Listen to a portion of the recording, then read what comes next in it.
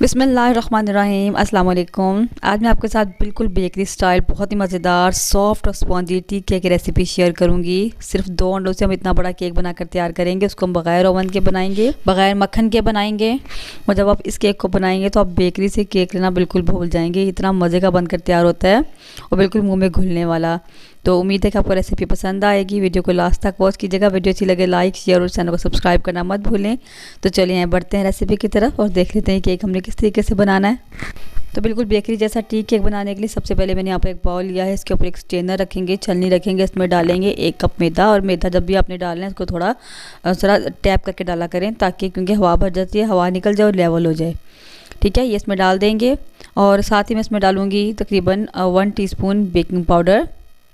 इसको भी ऊपर से लेवल करके डालेंगे। और 2 चुटकी इसमें हम नमक की डालेंगे और इसको हम छान लेंगे। पहले एक दफ़ा मिक्स कर लूँगी मैं, ताकि अच्छे से तमाम चीज़ें आपस में मिक्स हो जाएं। उसके बाद इसको हम छान लेंगे और छानने के बाद इसको हम साइड पे कर देंगे। क्योंकि इसको हमने विदाउट ओवन बनाना है, इसको मैं प्रेशर कुकर में बनाऊँगी। तो मैंने यहाँ प्रेशर कुकर चूल्हे पर रखा है। इसके अंदर मैंने एक स्टैंड रख दिया है। कोई सा भी स्टैंड आप रख सकते हैं, नहीं है तो आप प्लेट स्टील की रख दें। इसका ढक्कन की हम जो है रबड़ निकाल देंगे। उसको बगैर वेट दिए हम इसको रख देंगे प्री हीट होने के लिए लो फ्लेम पर।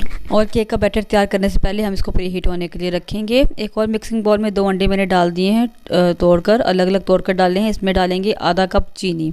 अच्छा, ये पाउडर शुगर है, इसको मैंने घर में पीसा है। और आपने जब भी चीनी पीसनी है, पहले आपने अगर पीसी हुई चीनी लेनी है तो आपने इसको अच्छे से टैप करके इस तरीके से उसके बाद लेनी है, क्योंकि पीसी हुई चीनी में हवा भर जाती है तो वो कम हो जाती है। और अगर आपने दानेदार चीनी लेनी है तो उसको पहले आप आधा कप नाप लें, उसके बाद उसको आप पीसें तो ज़्यादा बेहतर रहता है। ये चीनी हम इसमें डाल देंगे और इनको हम बीट करना शुरू करेंगे। और इसको हम इतनी देर बीट करेंगे कि ये बिल्कुल ऑफ वाइट कलर का हो जाएगा और फॉर्मी हो जाएगा, डबल हो जाएगा, अपने डबल से ट्रिपल हो जाएगा अपने वॉल्यूम में। अगर आपके पास इलेक्ट्रिक बीटर नहीं है तो आप इसको हैंड विस्क की मदद से भी फेंट सकते हैं, लेकिन मेहनत ज़्यादा है, लेकिन हो जाता है उससे भी, तो थोड़ी सी मेहनत ज़्यादा होगी। तो इसको हमने इतनी देर बीट करना बस कि इसका कलर जो है ना ऑफ वाइट सा हो जाएगा। आप देख सकते हैं कितना लाइट कलर हो चुका है इसका। अंडे रूम टेम्परेचर पे होने चाहिए, थोड़े से ठंडे भी हो तो कोई मसला नहीं है। गर्मियों में तो मैं फ्रिज से निकाले हुए अंडों से भी बना लेती हूँ, लेकिन आजकल चूँकि सर्दी है तो इसलिए रूम टेम्परेचर पे लिए हैं तो अच्छी बात है। देखिए इसका कलर ऑफ वाइट हो गया। इसको बीटर को हटा देंगे। मैं यहाँ पर डालूंगी 1 टीस्पून मैंने डाला यहाँ पर वनीला एसेंस, और चंद कतरे मैं लेमन एसेंस के डालूंगी। ये अगर आपके पास है तो ज़रूर डालें, नहीं है तो उसको आप ख़रीद लें। इसी से आपका बेकरी जैसा टेस्ट आएगा। अगर ये नहीं है तो टेस्ट आपका बेकरी जैसा नहीं आएगा। बेकरी का टेस्ट लाना चाहते हैं तो लेमन एसेंस डालना ज़रूरी है। चंद कतरे मैंने इसमें डाले हैं येलो फूड कलर के, थोड़ा सा मिक्स किया है। और अब यहाँ पर मेरे पास आधा कप ही कुकिंग ऑयल है, ये इसमें डालेंगे और साथ साथ इसको मिक्स करते रहेंगे। एकदम से आपने नहीं डालना, थोड़ा थोड़ा डालते रहें और इसको मिक्स करते रहें, ताकि बैटर हमारा जो है, जो हमने इसको फुलाया है, फॉर्मी बनाया है, ये बैठ ना जाए। इसलिए हम थोड़ा थोड़ा डालते रहेंगे ऑयल और इसको साथ साथ मिक्स करते रहेंगे। तो सारा ऑयल मैंने इसमें डाल दिया थोड़ा थोड़ा करके। और ऑयल डालने के बाद ज़्यादा मिक्स नहीं करना, बस इतना ही मिक्स करना है कि बस ये अच्छे से यकजान हो जाए, बस इससे ज़्यादा नहीं। अब यहाँ बीटर को हटा देंगे, बीटर का काम ख़त्म हो गया है। अब मैदा और बेकिंग पाउडर मैंने छान कर रखा था, थोड़ा थोड़ा इसमें डालते जाएंगे और हल्के हाथ से इसको फोल्ड करेंगे, कट एंड फोल्ड के मेथड से।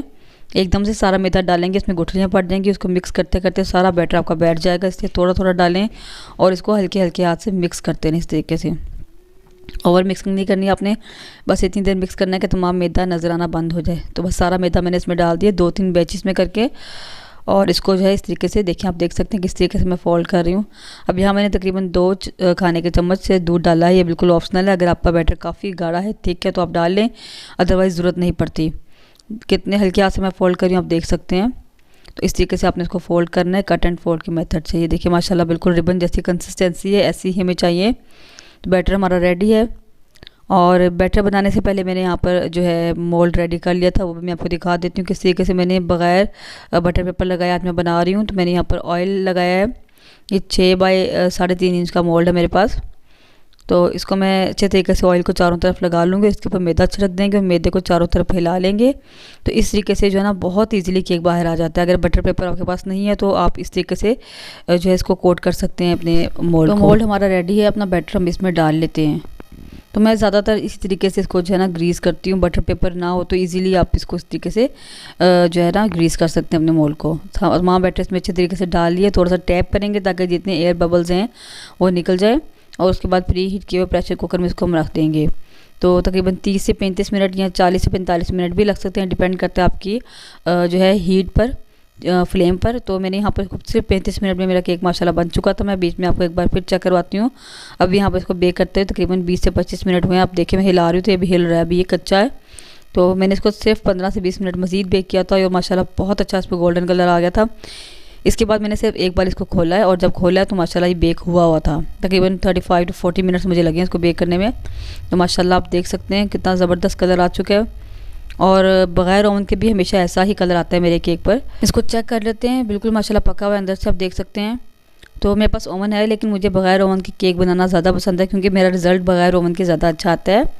तो माशाल्लाह ये हमने इसको निकाल लिया। इसको मैं ठंडा करूँगी, उसके बाद मैं आपको कट करके दिखाती हूँ। आप देख सकते हैं माशाल्लाह कलर हर तरफ से बराबर आया है। केक ठंडा हो गया है, इसको कट करके भी मैं दिखा देती हूँ आपको। तो देखिए माशाल्लाह कितना ज़बरदस्त, आप उसकी लुक चेक कर सकते हैं और कितना सॉफ्ट बना है। तो बहुत ही मज़े का बनता है। तमाम स्टेप्स आपने इसी तरीके से फॉलो करने हैं तो इंशाल्लाह बिल्कुल परफेक्ट केक बनेगा। बेकरी से भी बेहतर बनता है, टेस्ट बिल्कुल बेकरी जैसा होता है लेकिन खाने में बहुत ही सॉफ्ट होता है। बेकरी से लाख गुना बेहतर होता है। आप एक बार ये केक बनाएंगे तो आपका जो है ना बेकरी का केक खाने को बिल्कुल भी दिल नहीं करेगा।